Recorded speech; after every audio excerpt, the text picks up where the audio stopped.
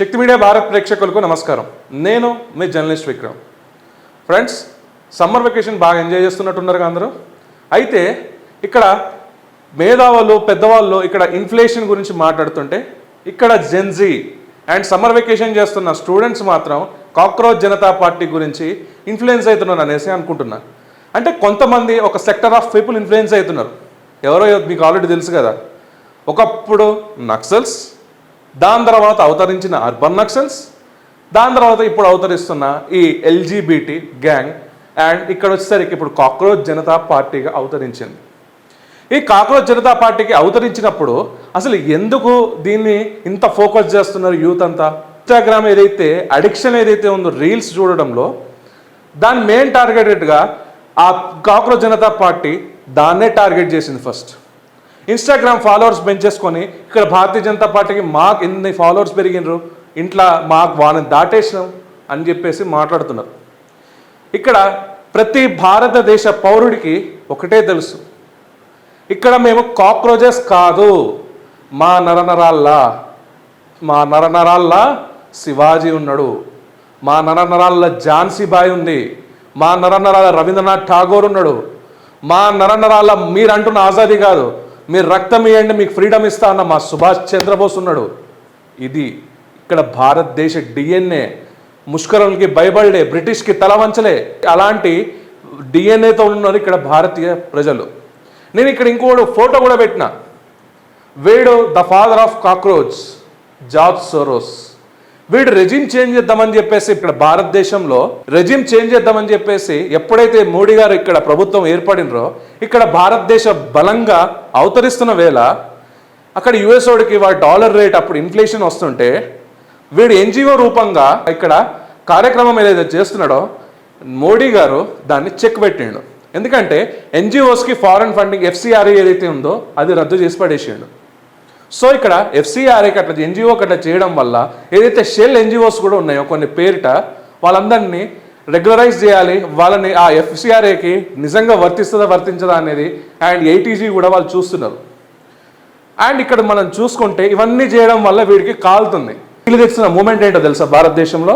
ఒకటి మనకి పంజాబ్లో రైతుల గురించి కావచ్చు, మన డార్క్ క్లాస్ అని చెప్పేసి వీళ్ళు ప్రొపగండా చేశారు. దాని తర్వాత ఇక్కడ మనం చూసుకుంటే మనకు వచ్చేసరికి మణిపూర్ ఇష్యూసే కావచ్చు, ఇక్కడ హిందూ ముస్లిం రయోట్సే కావచ్చు, సిక్ రయోట్సే కావచ్చు, ఇంకా South India versus North India రయోట్సే కావచ్చు. వీడికి తగుదనమ్మా అనుకుంటూ ఈరోజు ఇక్కడ భజన చేస్తుంది ఎవరు? ఇండైరెక్ట్గా డైరెక్ట్గా వీళ్ళని జార్జ్ సోరోస్ గాడి ఏదైతే రెజిమ్ చేంజ్ ఐడియాస్ మెయింటైన్ చేస్తుంది ఎవరు? ఇక్కడ కాంగ్రెస్ పార్టీ నాయకులు. అండ్ కాంగ్రెస్ పార్టీ ఇక్కడ ప్రతిపక్ష నాయకుడు అని చెప్పుకుంటున్న రాహుల్ గాంధీ. అవునా కాదా ఫ్రెండ్స్? మీరు ఎప్పుడైనా అబ్జర్వ్ చేశారా? ఇక్కడ హిందూ ముస్లిం వార్ బెంగళూరులోనే జరుగుతుంది, కర్ణాటకలో జరుగుతుంది, సౌత్లో. ఎందుకు? ఒక్కసారి ఆలోచించండి. రెజిమ్ చేంజ్ ఎట్లా చేంజ్ చేసుకొస్తున్నారు వీళ్ళు? కేరళలో జరుగుతుంది ఏదైతే కమ్యూనిస్ట్ గవర్నమెంట్లో ఉన్నప్పుడు. ఇక్కడ తెలంగాణలో మన అమ్మవాళ్ళ గుడి మీద డైవర్షన్ పాలిటిక్స్కి ఎందుకు ఇక్కడ ఒక హాట్ టాపిక్ వస్తున్న వెంటనే ఇక్కడ అమ్మవారి గుళ్ళు కూల్స్తున్నారు? దీనికి ఎటువంటి శక్తులు పనిచేస్తున్నాయి దీని వెనకాల? ఒక్కోసారి ఎప్పుడైనా ఆలోచించారా? నాగార్జున ఎన్ కన్వెన్షన్ హాల్ కూల్చేస్తారు. ఇక్కడ ఎవరో మతస్థిమితం లేని ఒక వ్యక్తి వచ్చేసరికి ఇక్కడ మన అమ్మవారు వ్యాండలైజ్ చేస్తారు గుడిని. అంటే ఇప్పుడు ఎన్ కన్వెన్షన్ నాగార్జునది సైడ్ ట్రాక్ అయిపోయినట్టే కదా ఇష్యూ, డైవర్షన్ ఆఫ్ పాలిటిక్సే కదా. 2 లక్షల రుణమాఫీ ఏదంటే ఇంకో గుడి మీద అటాక్ జరుగుతుంది, భూలక్ష్మి టెంపుల్ మీద. సో ఇక్కడ diversion of politics, Congress regime change ఎలా చేస్తుందో మీకు డైరెక్ట్గానే మీకు కనబడుతుంది ఇక్కడ. సో నేనేం చెప్తున్నా అంటే ఇక్కడ మనం వాస్తవాలకు వస్తే ఇక్కడ మనం సపోర్ట్ చేయాల్సింది బేషరతుగా ప్రతి భారతదేశ యువత సపోర్ట్ చేయాల్సింది సిజేఐ సూర్యకాంత్ గారికి. ఎందుకు వారు అంత విసుగు చెంది ఒక చీఫ్ జస్టిస్ ఆఫ్ ఇండియా ఉండి ఎందుకు మాట్లాడారో తెలుసా మిత్రులారా? ఇప్పుడు మనం కొన్ని ఫ్యాక్ట్స్ మనం మాట్లాడుకుందాం. దీని తర్వాత నిజంగా సిజేఐ సూర్యకాంత్ గారు నిజంగా చెప్పింది అవునా కాదా అని చెప్పేసి మీరే దానికి జడ్జిమెంట్ ఇచ్చేయండి ఆ జడ్జి గారికి. మనకి వచ్చేసరికి పీబీఏ ఫ్యాక్ట్ చెక్స్ ఏదంటే ఇది ఫేక్ న్యూస్కి ఒరిజినల్ న్యూస్కి ఏంటి అని చెప్పేసి మన భారతదేశ ప్రభుత్వం క్లీన్గా చెక్ చేసి ఇది మనకి చూపిస్తుంది. అయితే ఇక్కడ మనం చూసుకుంటే మిత్రులారా, ఇక్కడ చూడండి, digitally altered content of Union Finance Minister Nirmala Sitharaman promoting the investment platform. ఇక్కడ నిర్మలా సీతారామన్ గారు చెప్పింది ఒకటి, ఇక్కడ అల్టర్డ్ చేసిన వీడియో ఒకటి. ఇది పీబీఐ ఫ్యాక్ట్స్ నుంచి అఫీషియల్ సైట్ నుంచి మనకి అఫీషియల్ ట్విట్టర్ హ్యాండిల్ నుంచి మనం తీసుకున్నాం ఇది. అండ్ ఇక్కడ చూస్తే ఇంకొకటి, ఆఖరికి ఇక్కడ మన హోమ్ మినిస్టర్ అమిత్ షా గారిది కూడా లెటర్ ఇక్కడ ఫోర్జరీ చేశారు. అమిత్ షా గారి లెటర్ కూడా ఇక్కడ ఫోర్జరీ చేయడం జరిగింది. అండ్ ఇక్కడ చూసుకుంటే మన ఆర్మీ చీఫ్ది వారిది కూడా అల్టర్డ్ వీడియో చేయడం జరిగింది. ఇంకోటి మనం చూసుకుంటే ఇక్కడ మన డిఫెన్స్ మినిస్టర్ మీద కూడా వీళ్ళు ఇట్లా అల్టర్డ్ వీడియోస్ చేయడం జరిగింది ఏఏ ఉపయోగించుకుంటూ. ఇలా చెప్పుకుంటే పోతే ఫ్రెండ్స్, ఇక్కడ మనం చూసుకుంటే ఆర్మీ క్యాజువాలిటీస్ గురించి, మన రక్షణ డిపార్ట్మెంట్లో ఉన్న మన డిఫెన్స్ మినిస్టర్ గురించి, హోమ్ మినిస్టర్ గురించి, ఫైనాన్షియల్ మినిస్టర్ గురించి, ఇక్కడ మనం చూసుకుంటే ఆయిల్ రిఫార్మ్స్ 9.5 రోజులే ఉన్న థంబ్నెయిల్స్ పెట్టుకుంటూ ఇవన్నీ చేసేది ఎవరు? ఇక్కడ అమిత్ షా గారి వీడియోస్.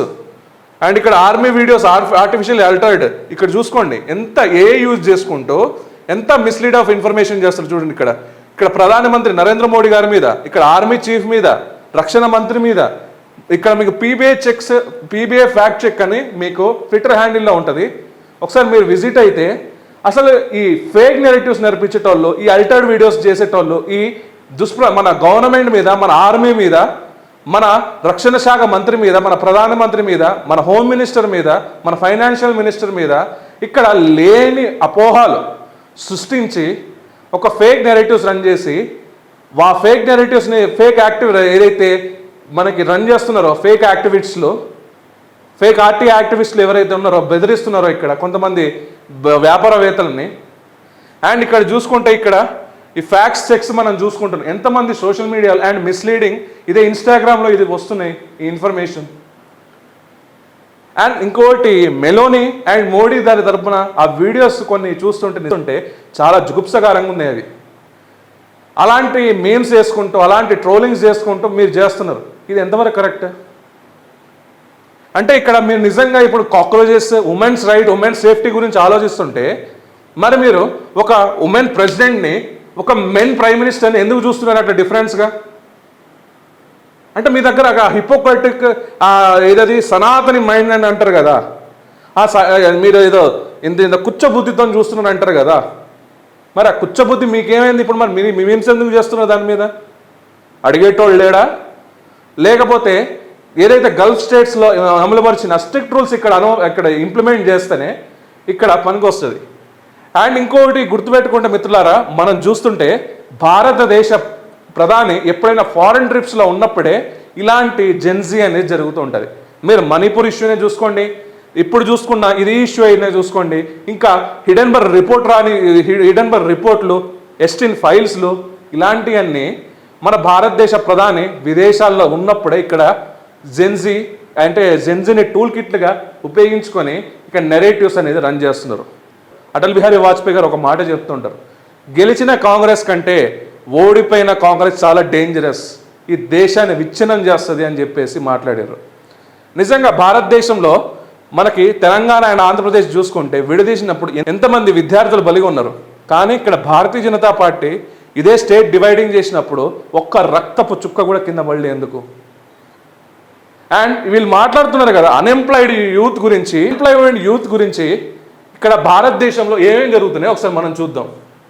ఇక్కడ చూడండి ఫ్రెండ్స్, ఇక్కడ ప్రధానమంత్రి కౌశల్ వికాస్ యోజన కింద 1.6 crores అంటే 16 million ఇక్కడ ట్రైన్ అయ్యారు.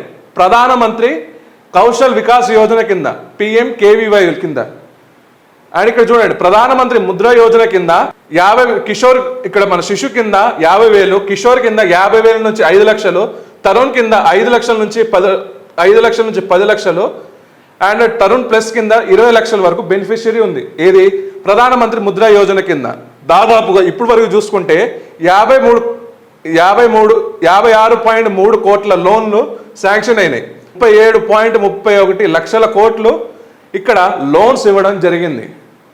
అండ్ ఇక్కడ చూడండి, నేషనల్ అప్రిషియేషన్ ప్రోగ్రామ్ స్కీమ్ ఇక్కడ దాదాపు 4.9 ఇక్కడ అప్రిషియేట్స్ వర్ ఎంగేజ్డ్ ఇన్ 2016. ఇక్కడ దీన్ దయాళ్ ఉపాధ్యాయ గ్రామీణ కౌశల్ యోజన కింద 10 లక్షల మంది రూరల్ యూత్ ట్రైన్ చేయరు. ఇక్కడ ప్రధానమంత్రి ఎంప్లాయ్మెంట్ జనరేషన్ స్కీమ్ కింద PGEP కింద దాదాపుగా ఇక్కడ 2008లో లాంచ్ చేస్తే ఎక్స్పాండెడ్ పోస్ట్ ఇన్ 2014, ఇక్కడ 2014 నుంచి 2026 వరకు ఇక్కడ డైరెక్ట్లీ జనరేటింగ్ ఎంప్లాయ్మెంట్ వచ్చేసరికి 30 లక్షల మంది ఎంప్లాయీస్ అయ్యారు. అగ్నిపథ్ స్కీమ్ కింద మన ఒక ట్రెమెండరస్ ఇక్కడ మనం చూసాం, దాదాపుగా 17.5 సంవత్సరాల నుంచి 21 సంవత్సరాల వరకు ఎవరైతే అగ్నివీర్లో ఉన్నారో వాళ్ళ అన్ఎంప్లాయ్మెంట్స్ జాబ్ సీకర్స్కి ఏదైతే ఉన్నారో వాళ్ళని ఇక్కడ ఇచ్చింది. అండ్ ఇక్కడ మనం చూసుకుంటే ఫ్రెండ్స్, ఇక్కడ భారతదేశం స్టార్టప్ ఇండియా, ఎంఎస్ఎంఈ ఇవన్నీ ఎవరికి ఎక్కువ ఎంకరేజ్ చేస్తుంది? ముసలోళ్ళకి ఎక్కువ ఎంకరేజ్ చేస్తుందా? ఇక్కడ ప్రధానమంత్రి ఇంత మంచి స్కీమ్స్ ఇస్తుంటే ఈ కాక్రోచ్ జనతా పార్టీకి మీరు లేజీగా ఉండండి, అన్ఎంప్లాయ్మెంట్ అంట. ఈ కాక్రోచ్ పార్టీ స్కీమ్ది ఈ కాక్రోచ్ పార్టీ ఏమంటుంది? ఇంకా యువత లేజీగా ఉండంట. యువత లేజీగా ఉంటే ఏమవుతుంది? సోమరిపోతులు చేయాలనేసి ఒక కాంగ్రెస్ జనతా పార్టీయో కాక్రోచ్ జనతా పార్టీయో మీ ఇష్టం ఉన్న పార్టీలు ఏమైనా పెట్టుకోండి, కానీ ఇక్కడ యువతని మీరు ఇన్ఫ్లుయెన్స్ చేస్తున్నారు. ఇది మాత్రం కరెక్ట్ కాదు. ఇది ఎందుకంటే ఇక్కడ నేను చెప్తుంది ఒకటే, యువతకి ఏది కరెక్ట్ ఏది రాంగ్. మీరు సన్మార్గంలో వెళ్తే హీరోస్ అవుతారు, లేకుంటే ఈ భారతదేశాన్ని ద్రోహం చేసిన వాళ్ళు అవుతారు. నిజంగా మేము కూడా మీడియా ఛానల్స్ నడుపుతున్నాం, మరి మాకు ఇక్కడ యాంటీ నేషనల్గా మేమెందుకు మాట్లాడడం? We must break the news, not the nation. ఇది ఒక్కటి గుర్తుపెట్టుకోండి. మనం న్యూస్ని బ్రేక్ చేద్దాం, ఎంత వైట్ కాలర్ ఉన్నా సరే గల్లా పెట్టి క్వశ్చన్ చేద్దాం. కానీ ఈ దేశాన్ని వేరే దేశాలు మీ యూత్ ఇట్లా తగలబడింది, మీ యూత్ ఇట్లా మిమ్మల్ని క్వశ్చన్ చేస్తున్నారు, మిమ్మల్ని బ్రేక్ చేస్తున్నారు, ఈ రెజ్యూమ్ చేంజెస్ చేస్తున్నారు అని చెప్పి వేరేటోడు మన భారత మాత మీద ఏలెత్తి చూపించాలా? ఒక్కసారి ఆలోచించండి. ఒక్కసారి మీకు ఉన్న ఈ రీల్స్ స్క్రోలింగ్ టైం ఏదైతే స్క్రీన్ అవర్స్ ఉందో, జస్ట్ ఒక్క 10 నిమిషాలు ఇక్కడ భారతదేశ ప్రభుత్వం, ఇక్కడ నరేంద్ర మోడీ గారి ప్రభుత్వం, ఇక్కడ బీజేపీ గవర్నమెంట్స్, ఎన్డీఏ గవర్నెన్స్ వచ్చిన తర్వాత 2014 నుంచి 2026 వరకు బెనిఫిషియరీస్ లిస్ట్ ఏందో ఒకసారి మీ దగ్గర ఏఏ ఉంది కదా, ఏఏలో కొట్టేస్తే మీకు జెమినై కానీ చాట్ జీపీటీ కానీ మొత్తం విత్ స్కీమ్స్తో మీకు చాట్ ఇస్తుంది. ఒక్క 10 నిమిషాలు స్పెండ్ చేయండి. యూత్కి ఎంత మంచి ఆఫర్స్ వస్తున్నాయో చూడండి. కౌశల్య యోజన రూరల్లో కానీ ఇక్కడైనా కానీ స్కిల్ డెవలప్మెంట్ కింద ఏం చేస్తున్నారు భారతదేశ గవర్నమెంట్? అసలు ఎలా ఎంకరేజ్ చేస్తుంది? ఇది ఒక్కసారి ఆలోచించండి. సో మీరు దేశం వైపు ఉంటారా, దేశాన్ని విచ్ఛిన్నం చేసే ఇలాంటి జాబ్ సోరోస్ వైపు ఉంటారా? ఒక్కసారి ఆలోచించేసి మీరు లైక్ చేస్తారా, కమెంట్ చేస్తారా, లేకపోతే మీరు వేసుకుంటారా వీడియో కింద అంధభక్త్ అంటారా? ఎస్, ఐఎమ్ అంధభక్త్ ఫర్ మై నేషన్. నేను దేశానికి భక్తుణ్ణి. దగ్గరే నా జాతీయ జెండా నా గౌరవం. ఆ జెండాకి, ఈ పుట్టిన నేల తల్లికి ఎప్పుడు మేము హాని చేయం. సో వీఆర్ అంధభక్త్, we are proud to be a సనాతని. జై హింద్, జై భారత్.